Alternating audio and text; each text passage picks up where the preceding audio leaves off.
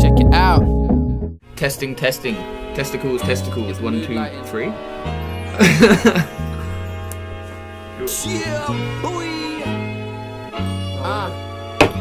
We on? Fun with it right now. Check. Like Donkey Kong. It's on like Donkey Kong. It's on like King Kong. My real name? MAXTHOMSON. What do you do? I do music. I produce music and I write lyrics, mainly hip hop influenced. When did you start doing that? I started doing music when I was a little kid. The first introduction to music was my mum bought me a drum kit, and I started playing drums. So that got me the rhythm in what I do, but I didn't really stick to it very long. And I had loads of friends that were rapping, and I would always be the beatboxer.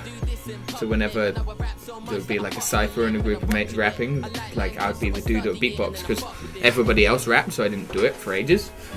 And because everyone else was doing it, I was like, this is different. I'll do something different. And then I was like, I almost put off rapping for ages because it was what everyone else was doing. And then eventually I was like, all right, fuck it. I'm a nerd. I like language. I'll give it a go. And then like not in a big-headed sense, but I was like started trying it, and I was like, this is like, I kind of feel like I'm doing it as good or better than some of my friends. I was like, I like this, so I'll carry on doing it. But yeah, that was when I was like, it would have been about 7 or 8 years ago. How old are you now? 23. Where are you from? Born in Scotland and lived there till I was about 10, and then moved with my mum to Glastonbury in the southwest of England when I was about 10, and lived in the tiny little hippie village of Glastonbury for most of my life until I started travelling. I'm gonna switch on this light. Yeah, for sure. You can switch off. That back one? Yeah. It was so professional up until now. Budweiser, sponsor me. So why do you make music? Because like I said, I think I'm a little bit of a nerd. Like I used to listen to loads of old school hip hop, and that's what started getting me into it because I loved it. But nowadays I don't really even listen to hip hop much anymore. But I'm pretty introverted and in my head a lot, so I'm thinking about shit all the time. And I think because I love music, like I love melodic and new kind of electronic music. Like it's weird because I don't listen to much hip hop anymore, but I love music, so I'm constantly finding music or making music. And because I'm a nerd and in my head a lot, it helps me process my thoughts to actually write and make songs. Like we actually have concepts and trying to actually talk about shit rather than just bitches and money and bling, like stuff I don't have. Instead of lying, I have a little bit of money and not many bitches. No, I'd rather actually talk about stuff that I have. And I think it helps me deal with stuff because I often get I find pain as a good inspiration, weirdly enough, because it's like one of the deepest emotions you can feel that people have to deal with a lot. And I get a lot of inspiration or concepts construed from that, but I also try and not just write depressing shit, upset songs. I try and turn it into a positive and try and learn from it, and maybe it can help me or help other people. But yeah, I think it's just kind of like therapy almost. I think that's why I carry on doing it. Yeah. How much music have you produced? So I just released my first album, Colouring Outside the Lines, which we literally, I think it was 3 weeks ago, did the album launch at the Royal in Fernie, and that was awesome. And there was 17 songs on that, and that was my first feature-length album. But before that, I've released I think 3 EPs, which were just 4 or 5 songs, and then a beat tape that was 5 instrumentals, and then also a house EP and shit. But they were just little projects that were just kind of chucked together to put something out, and it wasn't as much of a labor of love as this album, which I actually took time to formulate and put a lot of effort and thought into. But yeah, so that's I don't know, there's I've got a bunch of stuff that I haven't released that I won't release as well because I think I'm better than that now. But with that album and the past EPs, that's about 50-ish songs, and then I've got another 40 songs written that I'm waiting to now record. So I've got another 2 albums that are in the bank that it's weird. I've just released this Coloring Outside the Lines, and I'm already bored of it because everyone's just hearing it, but it's old to me now. So I'm like already in my head on these next songs and these next 2 albums that I want to do and put out because it always takes longer than you want it to. So I'm like, by the time it's out, I'm like, all right, I'm already hyped on the next thing. But yeah, so there'll be about 100-ish songs in total soon. Ooh. Nice. Sweet. Tell me about Coloring Outside the Lines. Where was it, first of all, the inspiration of the name, and then maybe talk about some of your songs or your favorite songs. Okay, so when I was living in UK and got into hip hop, and UK has an awesome hip hop scene. It's like very, very raw, underground, real, fucking dope hip hop. There's lots of people doing it and lots of people killing it. There's lots of people who do it and don't kill it as well. But it's stuck in this regiment of old school boom bap, old school underground boom bap hip hop, like real old school grimy kind of like. You have a soul, like you have a sample, a drum kit, and a bass line, and it's like between like 80 to 95 BPM. It's like feels like I felt very constricted. I was inspired by it, but then when I saw people excelling at it, I felt jealous. I didn't feel inspired. I was like, no, I just felt kind of closed in to this like, oh, I wouldn't even show my friends, my closest friends that I was in a group with, some of the stuff that I would record or write because I would be worried about what they would think about it. So I felt very regimented to this old, rigid style, which like is great. People kill it and do it very well. There's nothing wrong with that style, but I just felt like restricted by it. So when I started traveling, went to Australia, and they have awesome hip hop, like great, like also like old school style, but then stuff that was new to me, like it's a more happy environment. People aren't in grey, rainy England in streets and cities and stuff. It's like on beaches and parties and cities and Melbourne and like awesome, happy. It just changed my style. I was like, started writing about happy shit, which I also found embarrassed to show my friends back home, weirdly enough. It was odd because if I was not going to show my closest friends certain things I'd do, I'd never show people I wouldn't know. But yeah, when I started traveling, I started like opening my style, felt less embarrassed about what I wanted to do. So that's why it's called Coloring Outside the Lines, this album, because it was like I wasn't trying to be different from other people. I was trying to be different from myself and break my own norm and not do the same style all the time. So like usually a concept album, it's kind of a concept album, but usually a concept album has a similar feel of beats and a narrative running through the whole thing. But the reason that Coloring Outside the Lines was a concept album, it was because I was trying to make every song different.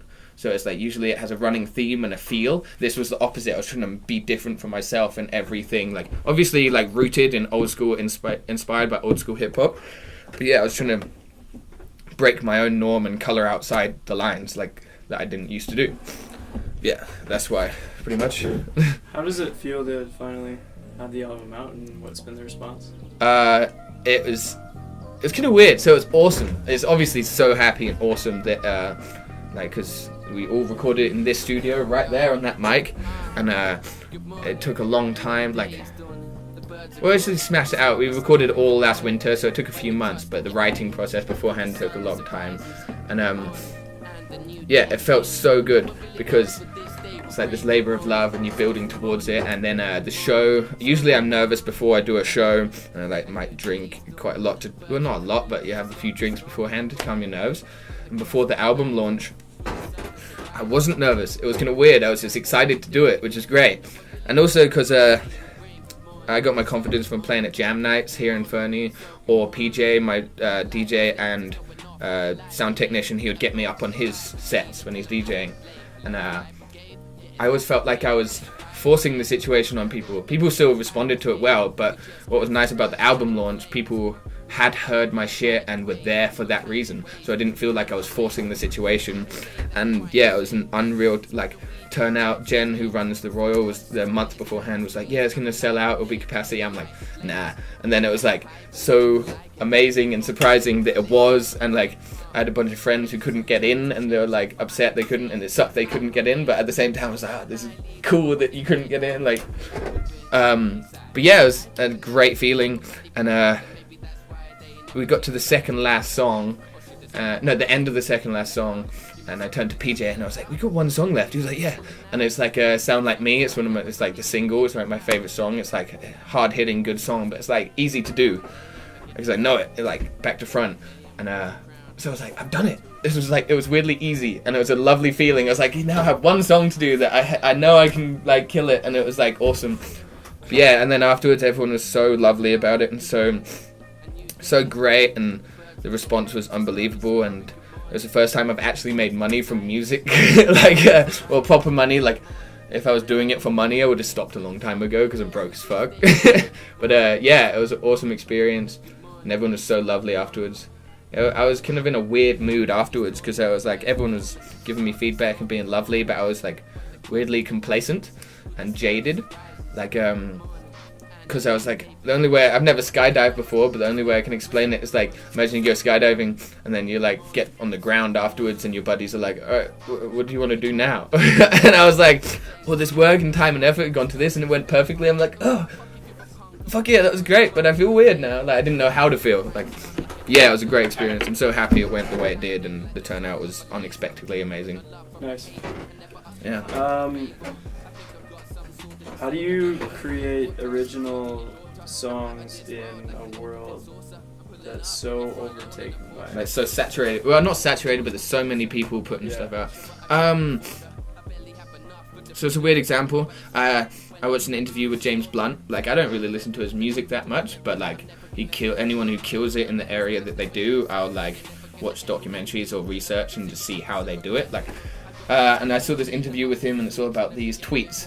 People are like, the interviewer's like, oh, what do you have to say to these people on Twitter saying that you're like cheesy and uncool and not current, and you talk about like embarrassing stuff? And he's like, I would rather be truthful and real than cool any day. So it's like cool is like a fleeting moment. If you're real and actually have a connection and actually talk about something, that means way more than just trying to be cool and talking about materialistic shit. So I always try and talk about, like I say, I get inspiration from pain a lot, but I don't try and focus on that too much. I like to talk about constructive or real things. So often now I start with a concept. I'll start with a concept before I start writing, or I'll write a chorus, and like one of the last song on the album is called Truth Be Told, and I wrote the chorus, and so it's like, alright, this whole song's gonna be about telling the truth. And so the first line of the song is like, I tell my mother I love her and tell my sister I miss her. I want to make my father proud too. I wish we'd talk more, but I really don't know how to. And to the ones that are left behind, you're still friends of mine, and we'll be brothers till the end of time. So it's on about my immediate family, my closest friends, and then it goes on to talk about like how relationships or drugs and certain things have affected people, and it's like very truthful, very exposing, and almost like naked. Like people hear that song who don't even know me, that I've never met before, but I often wouldn't talk about those things to a close friend, if you know what I mean. So it's I try and be truthful and talk about actual things that I either need help with or I think can help other people. But yeah, I just try and be truthful and real rather than cool, because that's fleeting. Yeah. Sick, dude. Nice. Maybe throw out some information where people can listen to your stuff. Yeah, well, so SoundCloud/acronym.com, and then same on YouTube /acronym. Yeah, that's all where all the music's at the moment. There will be a bunch of stuff up on SoundCloud, up on iTunes and Spotify very soon. But at the moment, it's just that, because I'm just putting it on the internet for free. But yeah, the next 2 albums are going to be completely... I'm going to start pushing it a lot more on every social media. That's something I need to get better, is my social media presence. But yeah, there's a bunch more stuff that's going to be, I think, is way better on everything soon. So if you like what you hear, Just wait. It's gonna get better. Thank you. Thanks, buddy.